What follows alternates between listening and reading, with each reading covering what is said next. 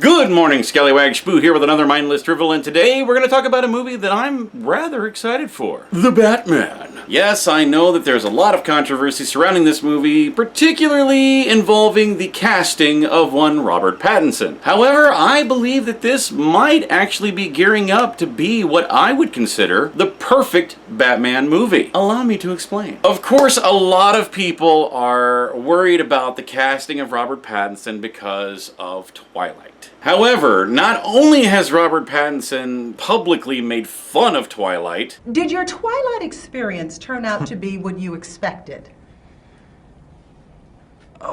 Even while they were making the movies, he's also gone on to do several movies that were really good. And he was really good in them. Take movies like Remember Me or Good Time, just as examples. And you will clearly see that he is a far better actor than the Twilight movies would suggest that he is. One bad movie or movie series, a bad actor does not make. But even with that aside, there's a lot of things coming out about this movie that could be gearing it up to be the perfect Batman movie. Now, I went on record a long time ago talking about what my perfect Batman movie would be. Several of the villains that I wanted to see in what I consider to be the perfect Batman movie are already announced to be in this movie. And beyond those characters, several more that are highly intriguing have been announced to appear in this movie as well. So let's run the list. So far, we have the Penguin, Catwoman, the Riddler, Mad Hatter, Firefly, and Two-Face. 6 villains from Batman's Rogues Gallery, many of which have never appeared on the big screen before, are already announced in this movie, and they've also announced that there will be several more villains that just simply haven't been announced. They've also gone on record to say that this will have a surprising twist ending that may involve another villain. So already, I'm highly intrigued by this. Now, granted, we've had movies in the past that had too many villains when there were only 3 or 4 of them, Spider-Man 3, for example, where the amount of villains really bogs down the movie and just simply makes it to where there's too much going on to follow a cohesive story. However, if this ends up going the direction that I believe that it will, given the inspirations, which we'll get to in a moment, the large amount of Rogues Gallery appearing in this movie actually makes a lot of sense. And in the case of Batman, who has one of the most interesting Rogues Galleries out there, makes for an exciting story to be told. Now, quite possibly the most exciting thing about this movie that's been announced so far that is something that I believe will make it the greatest Batman movie ever told, is the fact that it's being done in a completely noir style and will highly focus on Batman being the greatest detective in the world. Something that the other movies have simply not gone into. In fact, sadly, the closest we've ever come to seeing Batman being the world's greatest detective is probably Batman v Superman. And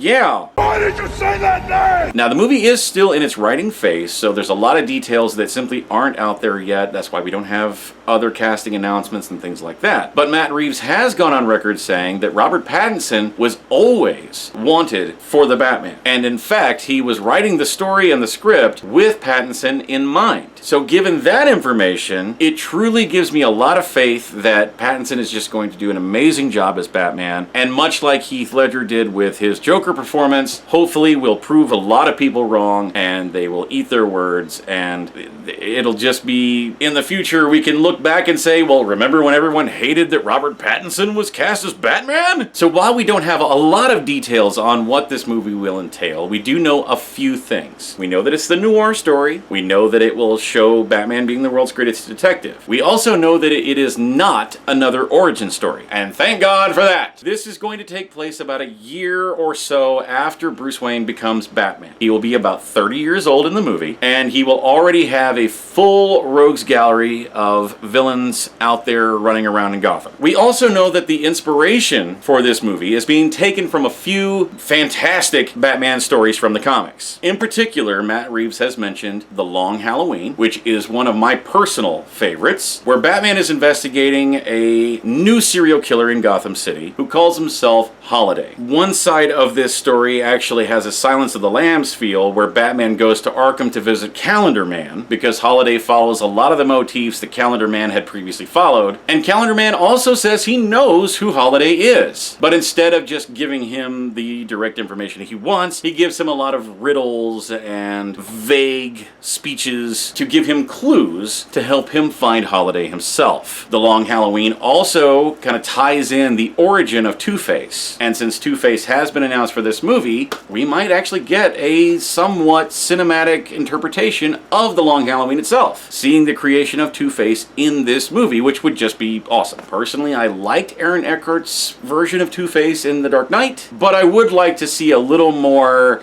comic accurate telling of that story. Another inspiration that's being taken for this is Batman Ego, which really kind of tells the story of Bruce Wayne and Batman being two completely separate entities. Batman being the id, this dark and brooding figure, and Bruce Wayne being the ego, and the two kind of battling each other. It's very psychological until they finally come together in the end and decide not to kill the Joker, as that's kind of the driving force of the story. Is the Joker is the source of so many deaths, and one murder could prevent the murder of countless others. But in the end, they do combine and decide not to kill him, and that's pretty much the story. There's also been mention of Batman Year One and also Hush, which is another great Batman story that brings in a number of his rogues gallery. So if you took The Long Halloween and Hush and kind of squashed them together, you get Matt Reeves' The Batman, from what it sounds like. And while I don't think Hush will show up himself, although it has been rumored, he has said that there will be some kind of surprising twist when it comes to the villain at the end of the movie.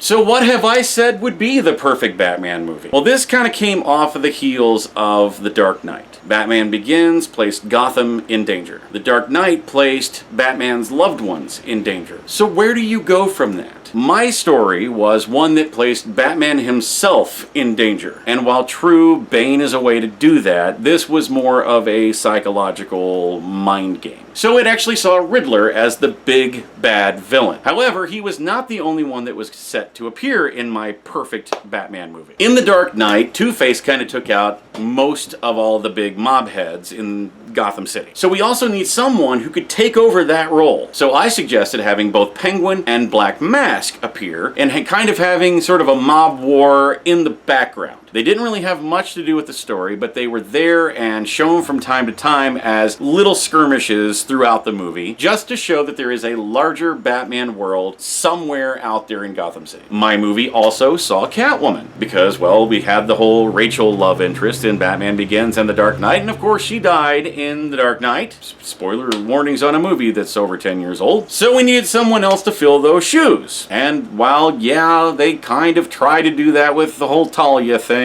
don't ever bring in Talia al Ghul unless you intend on having Damon show up as Robin. Catwoman would have made a much more interesting choice. Yes, The Dark Knight Rises had Catwoman in it. Sort of. A very over-the-top, way too serious of a Catwoman, but Selena Kyle was there. Catwoman has a very specific set of rules that need to be followed to have her in a Batman movie. She's got to be smoky, seductive, sexy, but she also needs to ride that line of good and bad to where, yes, she is a villain, but also very much in love with Bruce Wayne. Bruce Wayne is very much in love with her, and sort of creates this internal conflict between Bruce Wayne / Batman as to whether or not he's going to be with her or send her off to Arkham. So essentially, my movie was Catwoman is introduced, so as a love interest and sort of a conflictual character. Black Mask and Penguin were there to run the mob and send the mob in a whole new direction and cause some little skirmishes here and there for Batman to contend with. But ultimately, you put Batman in a series of traps set up by the Riddler. Think Jigsaw from the Saw series, but with Batman in it. That would have made for a phenomenal Batman movie. And while the Riddler is said to be one of the larger big bads for this movie, if it does end up following the Hush or the Long Halloween, what's most likely going to happen is that there is some sort of serial killer out there.